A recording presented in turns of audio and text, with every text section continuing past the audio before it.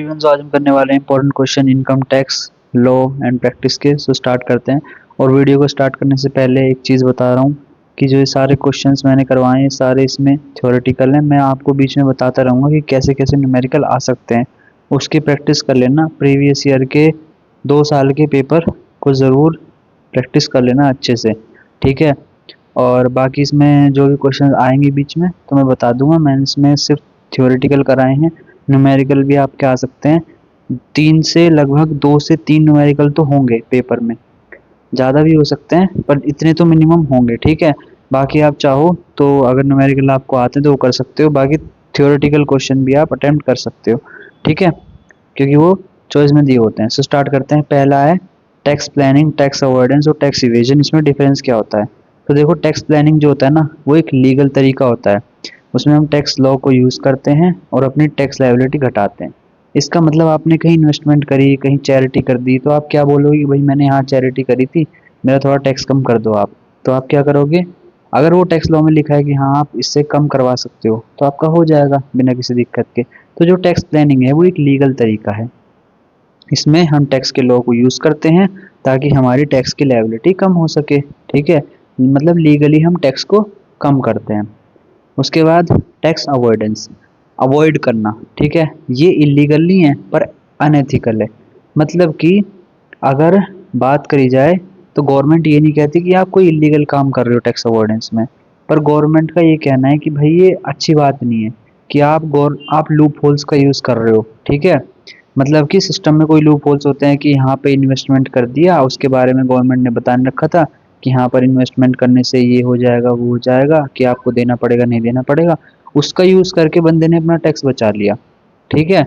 ये इलीगल नहीं है पर अनएथिकल है। मतलब कि अगर अंदर का इंसान कहे तो ये करना गलत बात है, पर इसके लिए आप कोई जेल में भी नहीं डाल सकता, ठीक है, क्योंकि ये इलीगल नहीं है।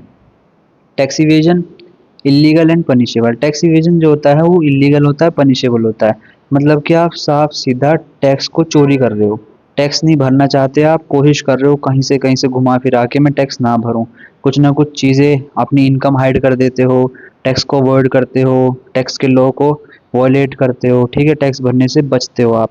तो जो टैक्स इवेजन होता है वो इलीगल होता है। टैक्स प्लानिंग लीगल तरीका, टैक्स अवॉइडेंस नॉट इलीगल पर अनएथिकल, मतलब इलीगल नहीं है, ठीक है, पर अच्छी बात भी नहीं है, ये करना नहीं चाहिए, ठीक है। टैक्स इवेजन इलीगल है और पनिशेबल है, इसके लिए आपको जेल भी हो सकती है। आई होप समझ में आ गया होगा। उसके बाद आता है प्रीवियस ईयर और असेसमेंट ईयर। देखो, प्रीवियस ईयर हो गया 2024-25 जिसमें आपने इनकम कमाई, ठीक है। असेसमेंट की ईयर क्या हो गया? जिसमें आप टैक्स भरोगे। भाई जिस साल आप इनकम कमा रहे हो उसी साल टैक्स थोड़ा ना भरोगे, क्यों? क्योंकि अभी तक आपने इनकम कमाई थोड़ी ना है, पूरे साल की इनकम पे टैक्स भरोगे ना आप। तो प्रीवियस ईयर क्या हो गया? 2024 से लेके 2024 की 1 अप्रैल से लेके 2025 की 31 मार्च तक आपका प्रीवियस ईयर हो गया, ठीक है। असेसमेंट ईयर क्या हो गया? 1 अप्रैल 2025 से लेके 31 मार्च 2026 तक, इसके बीच में आप टैक्स भरोगे अपना, ठीक है। ये होता है असेसमेंट ईयर और ये होता है प्रीवियस ईयर में डिफरेंस, ठीक है। नेक्स्ट है व्हाट इज इनकम। देखो, इनकम क्या होती है? इनकम मींस एनी मनी और benefit received by a person. पैसा या कोई भी फायदा जो एक पर्सन को रिसीव होता है एक फाइनेंशियल ईयर में, ठीक है। इट कैन बी रेगुलर, मतलब ऐसा हो सकता है कि आपको हर महीने मिले जा रहा है रेगुलरली। ये ओकेजनली भी हो सकता है कि आपको कभी कभी मिल रहा है एज अ रेंट, कि आप 4 महीने में एक बार ले रहे हो, 5 महीने में एक बार ले रहे हो, ऐसा। या ऐसा भी हो सकता है कि कैश और काइंड, मतलब कि कैश भी हो सकता है कि कैश मिल रहा है आपको, या काइंड मतलब कि कोई चीज़ गिफ्ट मिल रही है, ऐसा कुछ महंगी चीज़, ठीक है। फ्रॉम एनी लीगल सोर्सेज, कोई भी लीगल सोर्सेज से आपको ये सब मिल रहा है, इसको इनकम बोलते हैं। इनकम इंक्लूड सैलरी होगी आपकी, बिजनेस का प्रॉफिट हो गया, रेंट हो गया, इंटरेस्ट हो गया, आपने ब्याज कमा लिया, आपने कमीशन कमा लिया, ये सब क्या आता है? ये आता है इनकम में, ठीक है। It is calculated for every previous year, मतलब कि पिछले साल जो आपने कमाया उसके हिसाब से आप इस साल टैक्स भरोगे, वही। टाइप्स ऑफ इनकम क्या होती है? 5 हेड्स होते हैं। इनकम फ्रॉम सैलरी, भाई आप कहीं पर किसी के यहाँ जॉब कर रहे हो, काम कर रहे हो, वहाँ से जो पैसा आ रहा है वो सैलरी हो गया। इसमें बेसिक सैलरी हो गया, डीए हो गया, बोनस हो गया, अलाउंस हो गया, पेंशन हो गया, ये सब। इनकम फ्रॉम हाउस प्रॉपर्टी, आपके पास घर है, बिल्डिंग है, आपने वो रेंट पे दे रखी है, तो वो क्या हो गया? हाउस प्रॉपर्टी से आपको इनकम आ रही है, ठीक है।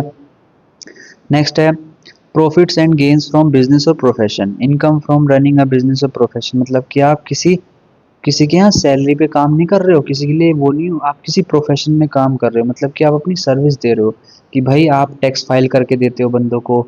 ऐसा नहीं किसी कंपनी के लिए हर महीने टैक्स फाइल करते हो, नहीं।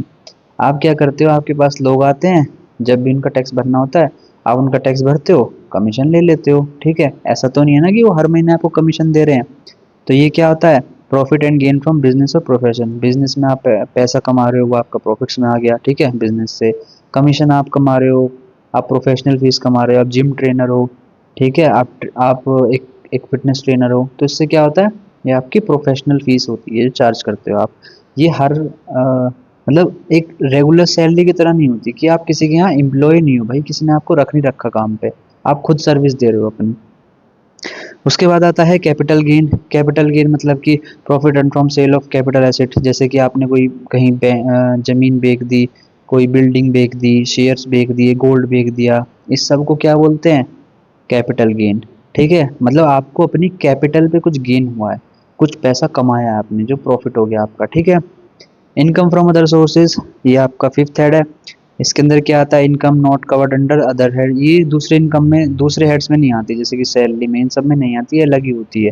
जैसे कि इंटरेस्ट ऑन बैंक डिपॉजिट, आपने बैंक में डिपॉजिट कर रखा है, उस पर इंटरेस्ट आ रहा है, या आपने कहीं से कोई लॉटरी जीत गया, या आपको गिफ्ट मिल गया, ये सब किस में आता है, अदर सोर्सेज में आता है। सो इनकम समझ में आगे क्या हो गया। इनकम में, इनकम के अंदर 5 हेड्स आते हैं, ये 5 टाइप की इनकम होती है आपकी, ठीक है। नेक्स्ट है agriculture income. Agriculture income refer to earnings that come directly from agriculture activities. मतलब कि it include income from growing crops, harvesting और यूजिंग एग्रीकल्चर लैंड। देखो, एग्रीकल्चर इनकम उसको कहा जाएगा कि आप वहाँ पर जा रहे हो, कोई एक्टिविटी कर रहे हो एग्रीकल्चर वाली, ठीक है। मतलब आप हार्वेस्टिंग कर रहे हो, आप खेत खेत पे ट्रैक्टर चला रहे हो, आप उसके अंदर क्रॉप्स को बो रहे हो, ठीक है। और एग्रीकल्चर लैंड को यूज़ कर रहे हो, हार्वेस्टिंग कर रहे हो, कटाई छटाई कर रहे हो, फिर उसको बेच के आ रहे हो। इस इनकम को क्या बोलते हैं, एग्रीकल्चर इनकम। इसमें क्या आता है, देखो, income must be come from agriculture land in India. Agriculture जो लैंड इंडिया में है उससे आनी चाहिए, और वो एग्रीकल्चर इनकम होनी चाहिए। ये नहीं कि आप कुछ और काम कर रहे हो उस लैंड पे और आप उसको एग्रीकल्चर बता रहे हो, नहीं। उसमें आपका काम होना चाहिए एग्रीकल्चर वाला, ठीक है, जो कि हर कोई करता है। फसल को बोता है, फिर उसको हार्वेस्टिंग करता है, पानी करता है, इरिगेशन करता है, ये सब करता है। मतलब बेसिक एग्रीकल्चर की प्रोसेसिंग होनी चाहिए। उसके बाद टाइप्स ऑफ एग्रीकल्चर इनकम में क्या क्या आ गया, income from cultivation of land, income earn by growing crop such as wheat, rice. इस सब को आपने क्या किया, ग्रो किया, हार्वेस्ट करके आपने करके इसकी कटाई छटाई बेच दिया, इससे पैसा आ गया, आपकी income from cultivation of land हो गया। Income from selling agriculture procedure, income from selling the procedure grown on agriculture land, example selling vegetables. आपने सब्जी बेच दी, फ्रूट बेच दिए, इनसे ये भी आपकी होगी, ठीक है। एग्रीकल्चर प्रोड्यूस, ये भी इनकम हो गया। फिर income from farm house activities, income from a farm house located on agriculture land allowed only if used storage resident और फार्मर और बेसिक प्रोसेसिंग ऑफ क्रॉप्स। मतलब कि आपके एग्रीकल्चर लैंड पे एक फार्म हाउस बना हुआ है, वहाँ पर ये सब काम हो रहा है, स्टोरेज का काम हो रहा है, और बेसिक बेसिक क्रॉप का क्या हो रहा है, प्रोसेसिंग हो रही है। इसको क्या बोलते हैं, income from farm house activities. Next है इनकम फ्रॉम रेंट और lease of agriculture land. Basic है, आपके पास बहुत सारी जमीन है, आप अकेले हो और आप उस पर खेती नहीं कर सकते, तो आपने क्या किया, किसी और बंदे को वो लैंड लीज पे दे दी कि भाई हर साल तुम मुझे 1 लाख रुपए या 80,000 रुपये, 2 लाख रुपये इतने इस लैंड के पे कर दियो, ठीक है। ये भी आपकी वो हो गई income. Income from basic processing of produce, small processing that make crop market ready but does not change their character. मतलब कि मार्केट रेडी होनी चाहिए, ऐसा नहीं है कि आपने क्या बोलते हैं वो उगाए, क्या बोलते हैं गेहूँ उगाए, उसको आपने ब्रेड बना दिया, कुछ भी बना दिया, ठीक है, जो कि नहीं होना चाहिए था, तो वो आपका एग्रीकल्चर में नहीं आएगा। क्यों, क्योंकि आपने खेती से, तो खेती में से उससे आपके क्या किया, गेहूँ लेके आए थे आप, लेकिन आप उसको ब्रेड बना के बेच रहे हो, तो वो तो प्रोसेस बहुत ज़्यादा प्रोसेस हो जाएगा। ऐसा नहीं करना, साफ सफाई कर सकते हो बेसिकली कि भाई आपने गेहूँ लिए, गेहूं काटे और काट के उनको दाना जो था वो अलग निकाल लिया, वो पूरा अलग निकाल के साफ सफाई करके उसको बेच दिया। तो ये आपकी एग्रीकल्चर इनकम हो सकती है, लेकिन ज़्यादा प्रोसेसिंग नहीं होनी चाहिए, ठीक है। नेक्स्ट है association of person, AOP and BOI, body of individual, ठीक है। इसमें क्या है, एसोसिएशन ऑफ पर्सन में क्या है, AOP is a group of people who come together for a common purpose. The main objective is to earn income jointly.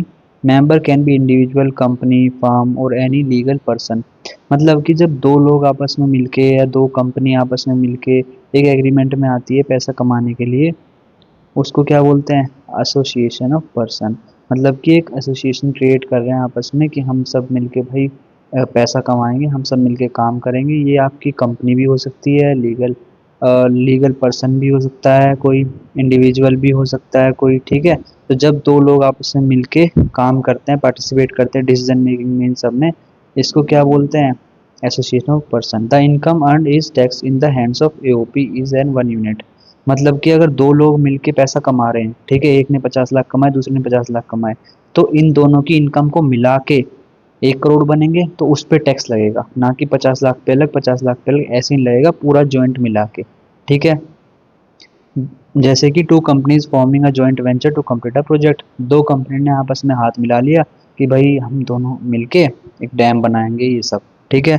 सो ये हो गया एसोसिएशन ऑफ पर्सन। नेक्स्ट है body of individual, BOI is a group of individual who earn और receive income together. Only human being can be the members, not companies और firm. मतलब कि सिर्फ दो इंसान आपस में हो सकते हैं।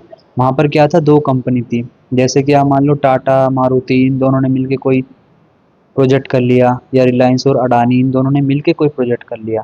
लेकिन BOI में क्या होना चाहिए, कंपनी नहीं होनी चाहिए, सिर्फ इंसान होने चाहिए दो। Only human being can be members, not companies और firm. It often form naturally, ये नेचुरली भी हो सकती है और फॉर्मल एग्रीमेंट के साथ, कि भाई मैंने मेरे दोस्त ने सोचा कि हम दोनों मिलके कोई काम करेंगे, उसमें पैसा कमाएंगे। The income is tax is the name of BOI is one unit, ठीक है। जो इनकम होगी वो टैक्स होगी बॉडी ऑफ इंडिविजुअल के ऊपर, ठीक है, एज अ वन यूनिट, मतलब दोनों के ऊपर एक साथ टैक्स रहेगा ये। Example, brothers jointly receiving income from ancestral property. मतलब कोई पुरानी प्रॉपर्टी थी, उससे दो भाई है, उन दोनों को इनकम आ रही है, ठीक है। सो ये क्या हो गया, बॉडी ऑफ इंडिविजुअल, क्यों, क्योंकि दोनों इंसान है, उन दोनों को पैसा आ रहा है, ठीक है, वो टैक्स लगेगा, दोनों की कंबाइन पे लग जाएगा। सो ये था बॉडी ऑफ इंडिविजुअल। नेक्स्ट है section 80C of income tax act. इसमें क्या होता है, section 80C allows individual and Hindu undivided families to reduce their taxable income. मतलब कि अगर वो टैक्स भर रहे हैं ना, तो जितना वो टैक्स भर रहे हैं उसको टैक्सेबल इनकम को कम करने के लिए, ठीक है। अगर कोई 20 लाख रुपए कमा रहा है, तो कुछ टैक्स बेनिफिट लेके वो उस इनकम को कम दिखा सकता है, और ये कह सकता है कि 20 लाख पे टैक्स ना दे के मैं 18 लाख पे दूंगा, ठीक है। क्यों देगा, क्योंकि सरकार कुछ बेनिफिट देती है कि भाई आप इतना इतना कम करवा सकते हो। The maximum deduction available is 1,50,000 पर फाइनेंशियल ईयर, ठीक है। इस सेक्शन के अंदर 1.5 लाख रुपए का आप डिडक्शन ले सकते हो। आपने अगर 20 लाख रुपए कमाए हैं, तो उसमें से आप 1.5 लाख रुपए कम कर सकते हो, 18,50,000 पे आपका टैक्स लगेगा, ठीक है, ऐसा। To claim this deduction the tax payer must make approved investment और पेमेंट्स, ठीक है। इन्वेस्टमेंट लाइक PPF, ठीक है, ELS, NSC, life insurance premium, ठीक है, सुकन्या समृद्धि योजना, ठीक है। इन सब के अंदर अगर उसने इन्वेस्टमेंट किया है, या कोई गवर्नमेंट की पॉलिसीज होती है कि भाई आपका इन्वेस्टमेंट इसी के अंदर होना चाहिए, तो ही हम आपको ये डिडक्शन देंगे, ठीक है। Home loan principal repayment and children tuition fees are also covered.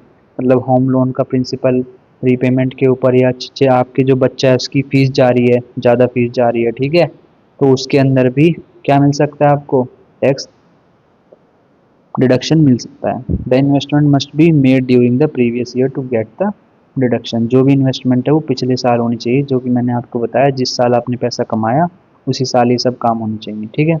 ये सब आपको समझ में आ गया होगा, अब आगे बढ़ते हैं। नेक्स्ट है determination of residential status of an individual under income tax act 1961। तो इसके अकॉर्डिंग एक बंदा रेजिडेंटल भारत का नागरिक कैसे कहलाया जाएगा। Residential status is decided every year, हर साल ही डिसाइड होता है किसके ऊपर, डेज और पर्सन जो वो भारत में कितने दिन रहा या कितने टाइम तक रहा, उसके बेस पे डिसाइड करा जाता है कि वो भारत का नागरिक है कि नहीं है। ठीक है।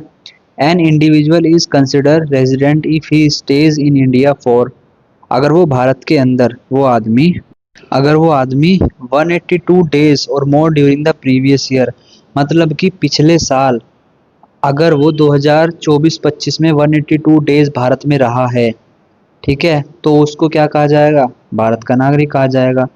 ठीक है। 60 डेज और more in the previous year and 365 days और more in the last 4 years, अगर वो पिछले साल सिर्फ 60 दिन रहा है लेकिन पिछले 4 सालों में टोटल उन सब का मिला के 365 डेज रहा है, तो उसको क्या कहा जाएगा, तो भी उसको भारत का नागरिक कहा जाएगा।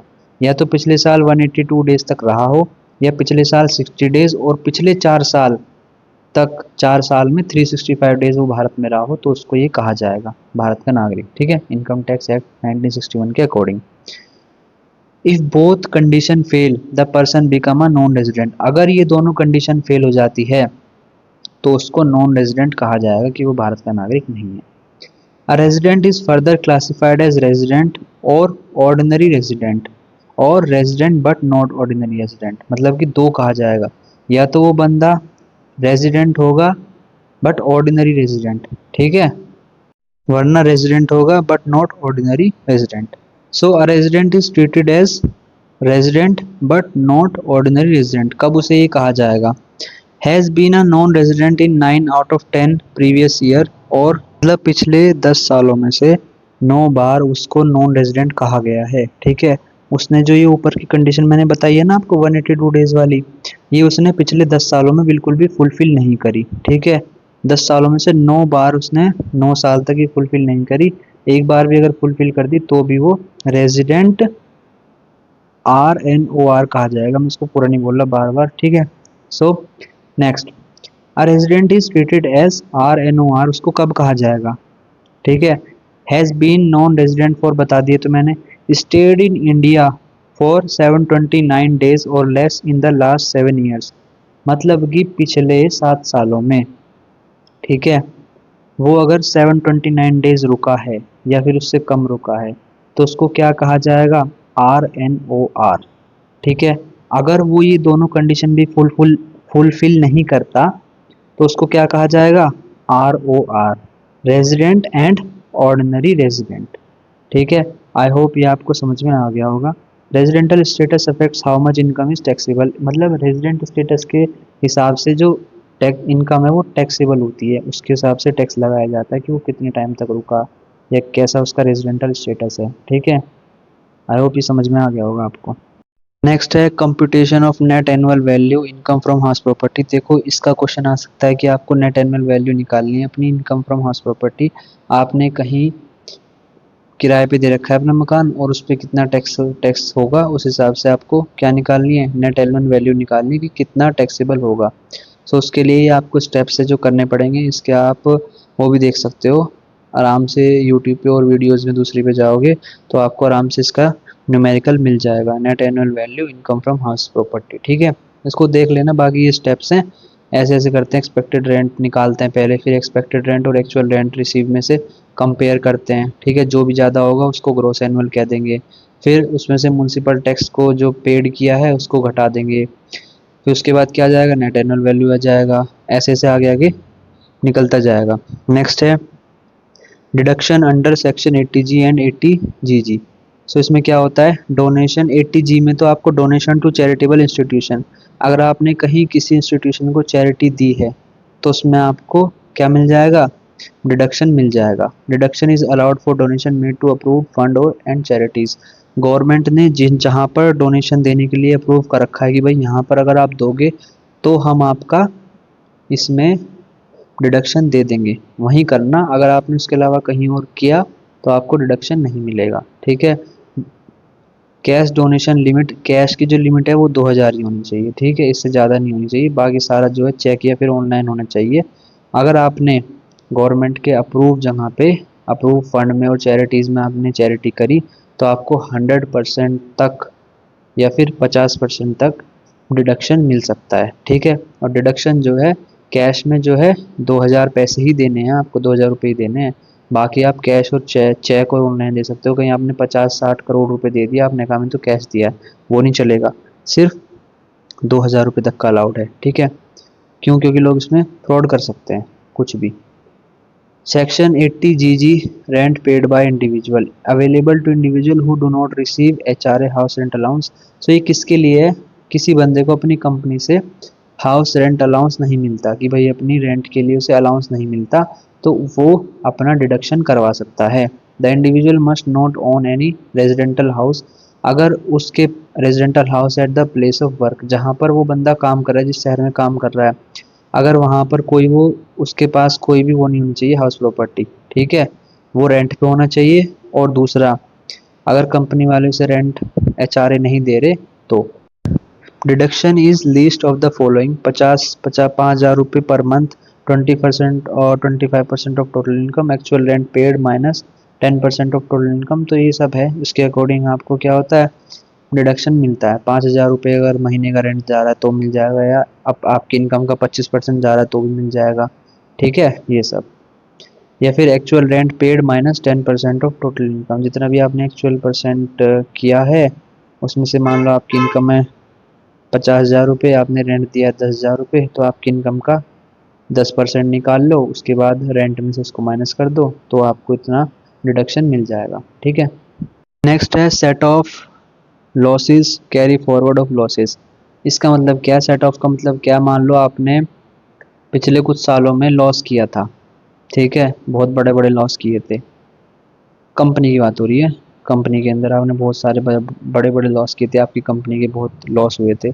इस साल आपका मान लो प्रॉफिट हो गया ज़्यादा, तो आप क्या बोलोगे कि भाई मुझे, आप क्या बोलोगे सरकार को कि भाई देखो मेरा पिछले साल भी तो लॉस हुआ था, इतना सारा करोड़ों का लॉस हुआ, इस साल अगर मैंने प्रॉफिट कर लिया तो इसका मतलब थोड़ा ना कि तुम सारी पे टैक्स लगाओगे। भाई मेरा वो भी तो हुआ है, नुकसान भी तो हुआ है, तो वो मेरी जेब से भी गया है, तो आप क्या करो, कुछ कम कर दो। तो सेट ऑफ लॉसेस ये होता है। इससे क्या होता है, आपकी जो टैक्सेबल इनकम होती है वो कम हो जाती है। अगर किसी कंपनी ने 10,000 करोड़ रुपए कमाए थे, ठीक है, 10,000 करोड़ रुपए कमाए थे, और उसका पिछले कुछ सालों में 3-4 हज़ार करोड़ का लॉस हो गया, तो उस हिसाब से जो भी उनका रूल्स रेगुलेशन होगा गवर्नमेंट का, वो सेट ऑफ कर लेगा कि भाई मेरा देखो पिछले साल 4-5 हज़ार करोड़ का लॉस भी हुआ है, तो आप एक काम करो थोड़ा सेट ऑफ कर लो, और मेरी जो टैक्स आप लगाओगे वो कम लगाना। क्यों? क्योंकि मैंने पिछले साल अपनी जेब से तो भरा है। ये हो गया सेट ऑफ करना, ठीक है। इसमें आता है inter head set of, inter head set of, तो इसको पढ़ लेना अच्छे से, आसान है। कैरी फॉरवर्ड ऑफ लॉसेस का मतलब क्या है? मतलब आपका लॉस जो है वो इतना बड़ा लॉस था कि वो आपका इस साल के प्रॉफिट से एडजस्ट हो ही नहीं पाया, सारा प्रॉफिट भी खत्म हो गया पर लॉस एडजस्ट नहीं हो पाया। मान लो आपने कमाया इस साल 2,000 करोड़, और पिछले कुछ सालों में आपका 7-8 हज़ार करोड़ का लॉस हो गया, तो आप क्या कर दोगे, इसको कैरी फॉरवर्ड कर दोगे अगले सालों के लिए, ठीक है। अगर बिजनेस में लॉस हुआ है तो 8 साल तक आप कैरी फॉरवर्ड कर सकते हो, ठीक है। मतलब कि आप अगर अगले साल कमाओगे 5,000 करोड़, तो आप क्या बोलोगे कि भाई मेरा कुछ लॉस हुआ था तो 2,000 करोड़ इस साल एडजस्ट कर लो। दोबारा आप कमाओगे 5,000 करोड़, तो आप कहोगे कि भाई पिछले से पिछले साल मेरा इतना लॉस हुआ था तो और एडजस्ट कर लो। ऐसे करते करते आपका कुछ सालों तक वो एडजस्ट हो जाएगा, फिर आपका लॉस खत्म हो जाएगा, फिर आपकी पूरी इनकम पे टैक्स लगना शुरू हो जाएगा, ठीक है।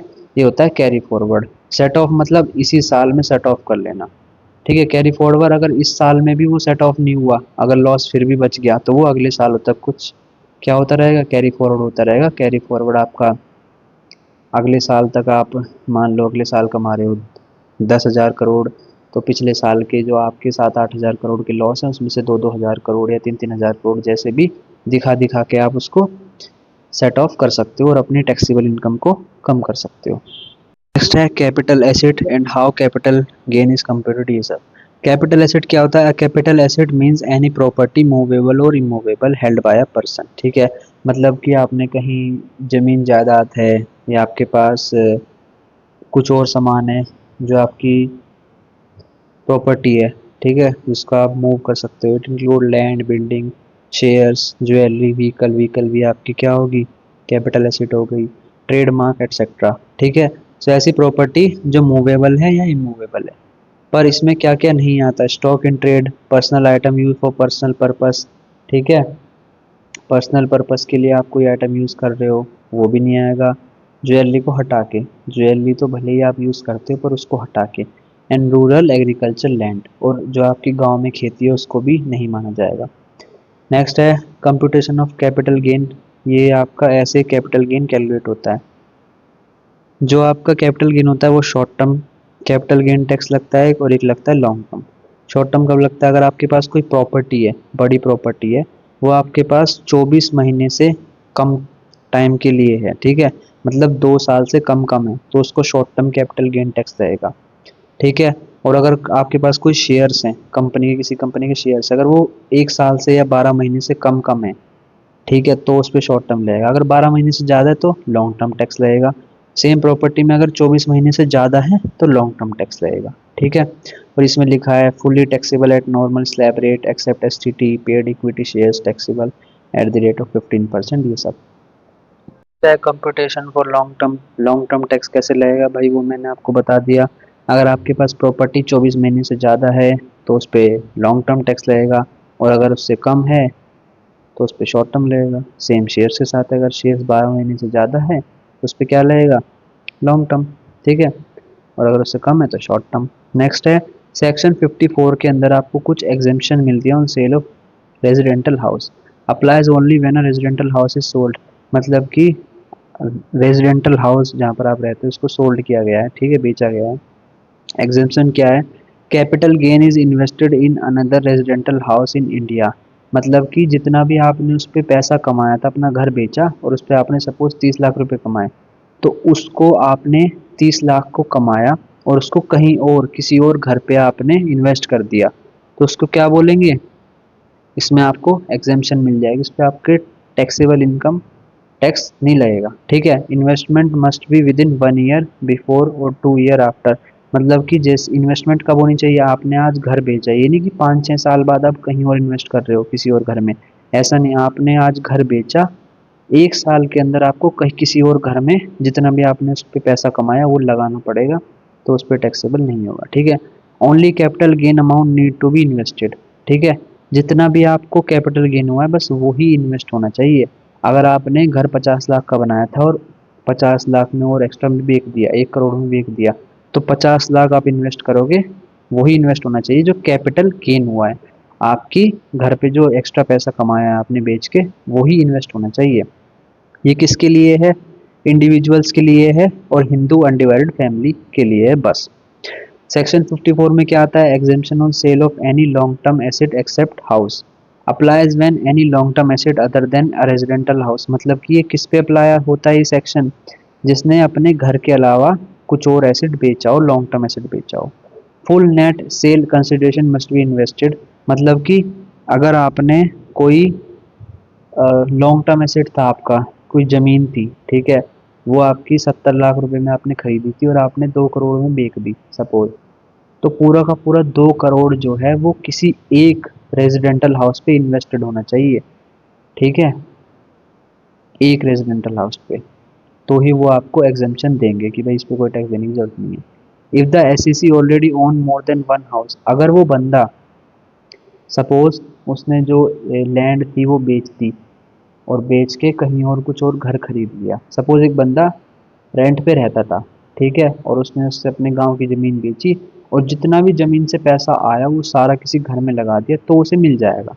लेकिन अगर कोई बंदा ऑलरेडी घर में रह रहा है और गांव की ज़मीन बेची और एक और घर खरीद लिया, उसको नहीं मिलेगा। क्यों? क्योंकि उसके पास एक से ज़्यादा घर होंगे ना, तो उसको एग्जेम्पशन नहीं मिलेगा, और ये भी इंडिविजुअल और हिंदू अनडिवाइडेड फैमिली के लिए अवेलेबल है, ठीक है। The income from house property. Income from house property is the income earned by an individual or entity from owning a house of property. मतलब कि आपने कोई अपना जो घर है वो किराए पे दे रखा है, रेंट पे दे रखा है, तो उसको क्या बोलेंगे? वहाँ से जो आपको रेंट आ रहा है उसको इनकम फ्रॉम हाउस प्रॉपर्टी बोलते हैं, ठीक है। टाइप्स ऑफ हाउस प्रॉपर्टी क्या होती है? Self occupied, the owner the owner और their family occupy the property, भाई आप अपने खुद के घर में रह रहे हो, वहाँ से तो कोई पैसा नहीं आ रहा ना, तो वो ज़ीरो है, ठीक है, क्योंकि वहाँ से कोई इनकम ही नहीं आ रही, आप भाई खुद रह रहे हो, खुद को थोड़ा ना पैसे दोगे। No rental income is received, deduction under section 24 B is allowed to for interest on housing loan up to certain limit, ठीक है। तो एक होता है सेल्फ ऑक्यूपाइड, इसमें आपको कोई भी इनकम जनरेट नहीं होती, क्यों? क्योंकि आप खुद के घर में रह रहे हो, ठीक है। तो ये 3 टाइप के हाउस प्रॉपर्टी होती हैं। लेकिन इसके अंदर आपको, अगर आपके घर पे लोन है, कुछ भी है, तो उस पे आपको मिल जाएगा कि भाई आपको टैक्सेबल इनकम आपकी कम हो जाएगी कि भाई मैं देखो अपने घर पे लोन भर रहा हूँ, तो मेरा ब्याज जा रहा है, तो मेरी थोड़ी इनकम पे टैक्स कम लगाओ, ठीक है। नेक्स्ट है लेट आउट प्रॉपर्टी, मतलब आपने किसी को रेंट पे दे रखी है और वहाँ से पैसा आ रहा है, ये इनकम टैक्सेबल है, ठीक है। क्यों? क्योंकि आपके पास पैसा रिसीव हो रहा है। डीम्ड लेट आउट मतलब कि आपके पास 5 घर है, ठीक है, तो उसमें से आप चूज कर लो कि आपको किस एक घर में रहना है, तो उस एक घर को क्या माना जाएगा? Self occupied property. बाकियों को क्या माना जाएगा? भले ही बाकी प्रॉपर्टी आपकी रेंट पे नहीं चढ़ रही, लेकिन फिर भी उस पर टैक्स लगेगा। भाई क्यों नहीं चढ़ा रखी रेंट पे? अगर आपका मन भी नहीं है ना, तो भी उस पर टैक्स लगेगा। क्यों? क्योंकि उसको सेकंड में ट्रीट करा जाएगा, सेकंड हाउस प्रॉपर्टी में, कि भाई वो हम ये मान के चलेंगे कि वो आपने किसी को किराए पे दे रखा है, तो उस पर भी आपको टैक्स देना पड़ेगा, ठीक है। आई होप ये आपको समझ में आ गया होगा। So income from house property में 3 टाइप आते हैं, ठीक है। अगर आपके पास घर है खुद का एक, तो आप क्या करोगे उसमें कि सेल्फ ऑक्यूपाइड है भाई। अगर आपके पास 3 घर हैं, तो क्या करोगे आप? 2 हाउस में डाल देना, दो हाउस प्रॉपर्टी में, कि भाई एक घर में तो मैं रह रहा हूँ, 2 घर को मैंने रेंट पे दे रखा है, बस सिंपल सी बात है। तो ये हो गया income from house property. Next है डीम्ड इनकम। देखो ये वो इनकम होती है जो कि नॉट एक्चुअली रिसीव्ड और अर्नड, मतलब कि आपको रिसीव नहीं हुई, आपने कमाई नहीं है कुछ भी, तो इसका इस पे भी टैक्स लगता है। क्यों लगता है? कि भाई आप टैक्सेशन से बच ना जाओ, ठीक है। जैसे कि एग्जाम्पल, भाई आपको किसी ने 70-80 लाख की गाड़ी गिफ्ट कर दी, ठीक है, तो ये छोड़ना है कि भाई उस पर टैक्स नहीं लगेगा, ठीक है भाई उस पर भी लगेगा। क्यों? गिफ्ट करी इतनी महंगी, ठीक है। अगर कोई भी गिफ्ट आपको आपको मिल रहा है 50,000 रुपये से ऊपर, तो उसके अंदर उस पर लगेगा, ठीक है, उस पर टैक्स कैलकुलेशन होगी। और अगर आपके पास कोई अनएक्सप्लेन्ड कैश क्रेडिट है, मतलब कि कहीं से आपको नहीं पता, कहीं से किसी आपके रिश्तेदार ने, दूर के रिश्तेदार ने अचानक से आपके खाते में 5-6 करोड़ रुपए डाल दिए, वैसे कोई इतना रिश्तेदार अच्छा नहीं होता, पर सपोज डाल दिए, तो उस पर भी टैक्स लगेगा, ठीक है। भाई कहाँ से आया पैसा, ये थोड़ा ना कि आप उसके उस पैसे से मजे करोगे अब, ठीक है। आपके पास आ गया है, आपके पास कोई एक्सप्लेनेशन नहीं है देने की, तो उस पर टैक्स लगेगा, ठीक है। उसके बाद not actual earned in tax even if money और benefit is not in hand, ठीक है। Not actually earned tax if, even if, अगर वो आपको पैसा कुछ फायदा नहीं दे रहा या कुछ भी नहीं दे रहा, जैसे कि आपको गाड़ी रिसीव हुई, उससे आपको कुछ ऐसा फायदा नहीं मिल रहा, ठीक है, भले ही आप चला रहे हो ये सब करो, तो भी टैक्स लगेगा, ठीक है। ऑब्जेक्टिव क्या होता है टैक्स इवेजन से? ताकि लोग टैक्स इवेजन से बच ना सकें, ठीक है, टैक्स इवेजन कर सकें, उससे ना बच सकें, ठीक है। क्यों? क्योंकि लोग टैक्स बचाने के लिए अलग अलग चीज़ें करते हैं, तो उससे गवर्नमेंट को पता है ये सब चीज़ें, तो उन सब से ना बचने के लिए, ठीक है, गवर्नमेंट ने ये चीज़ें करी हैं कि भाई तुम्हारी हर चीज़ पर टैक्स लगेगा, अगर बाहर से भी कोई गिफ्ट आ रहा है 50,000 रुपये से ऊपर, ठीक है। एग्रीगेशन ऑफ इनकम, वही बेसिक सा, आप कोई इनकम कर रहे हो, रिसीव कर रहे हो, सैलरी आ रही है आपकी, हाउस प्रॉपर्टी है, बिजनेस प्रोफेशन है, कैपिटल गेन है, अदर सोर्सेज है, तो इन सब पे टैक्स लगेगा, ठीक है। ये तो बेसिक सा है, पता ही है कि भाई इन सब पे टैक्स लगता ही है। सो ये होगी एग्रीगेशन ऑफ इनकम, और डीम्ड इनकम भी आपको समझ में आ गया। सो आज की वीडियो में बस इतना ही, और इस पेपर की ज़्यादा टेंशन मत लेना। न्यूमेरिकल आप कर सकते हो प्रैक्टिस, अगर आपको न्यूमेरिकल नहीं आते तो थ्योरी अच्छे से कर लेना, और अगर 1-2 न्यूमेरिकल की अगर आप कर लोगे प्रैक्टिस, तो फ़ायदा ही हो जाएगा भाई, क्या पता आपको आ ही जाए वो न्यूमेरिकल जिसकी आपने प्रैक्टिस करी, तो अच्छे से कर लेना। बाकी आज की वीडियो में बस इतना ही, तो मिलते हैं अगली वीडियो में। Thank you, bye. So best of luck आपके पेपर के लिए, और ज़्यादा पेपर की टेंशन मत लेना, ईजी आते हैं सारे पेपर, आराम से पास हो ही जाओगे आप। हाँ, चैनल को सब्सक्राइब कर देना, वीडियो को लाइक कर देना, और कमेंट करके बताना कोई भी डाउट हो तो। वैसे आसानी आते हैं पेपर, आराम से हो ही जाओगे, वैसे ही पास में बार बार बोल ही रहा हूँ आपको, क्योंकि बच्चे वो ज़्यादा टेंशन ले लेते हैं कि भाई फेल ना हो जाए, ये सब आराम से पास हो जाओगे, कोई इतनी दिक्कत की बात नहीं है सब, ठीक है। बस अच्छे से करके जाना, और जितना हो सके उतना प्रैक्टिस कर लेना। तो थैंक यू, बाय, मिलते हैं अगली वीडियो में।